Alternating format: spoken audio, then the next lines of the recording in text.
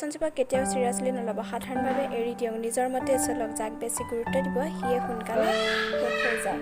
তেওঁ আপোনাক মনৰ পৰা ভাল পায় নে নাপায় সেইটো জানিবলৈ তেওঁক এটা প্ৰশ্ন কৰক। আপোনালোকৰ সম্পৰ্কৰ কথা ঘৰত জনাবলৈ কওক, তেতিয়াই উত্তৰটো পাই যাব।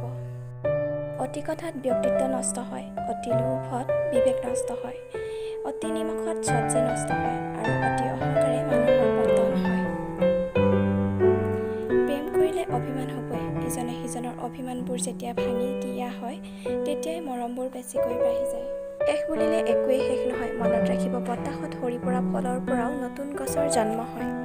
কৰাৰ পিছতহে অনুভৱ হয় কিমান মূল্যৱান আছিল সময় আৰু মানুহ আৰু সম্বন্ধ। দুটা বস্তুৰে সদায় আমাক সুখী হোৱাৰ পৰা দূৰত ৰাখে, অতীতৰ মাজত জীয়াই থকা আৰু আনৰ সুখক বেছি গুৰুত্ব দিয়া। কেৱল তেজৰ সম্পৰ্ক থাকিলেই মানুহৰ আপোন হৈ নাযায়, বিপদৰ সময়ত কাষত থকা জনহে প্ৰকৃত আপোন। জীৱনত কাৰো পৰা কিবা পাম বুলি কেতিয়াও আশা নকৰিব, কাৰণ পোৱাৰ আশা আৰু অপেক্ষাই সদায় মানুহক হতাশ কৰে। জীৱন মানে উত্থান পতন, এই উত্থান পতনৰ যুঁজত সুদৃঢ়ভাৱে থিয় হৈ থাকিব পৰাজনেই সফল ব্যক্তি।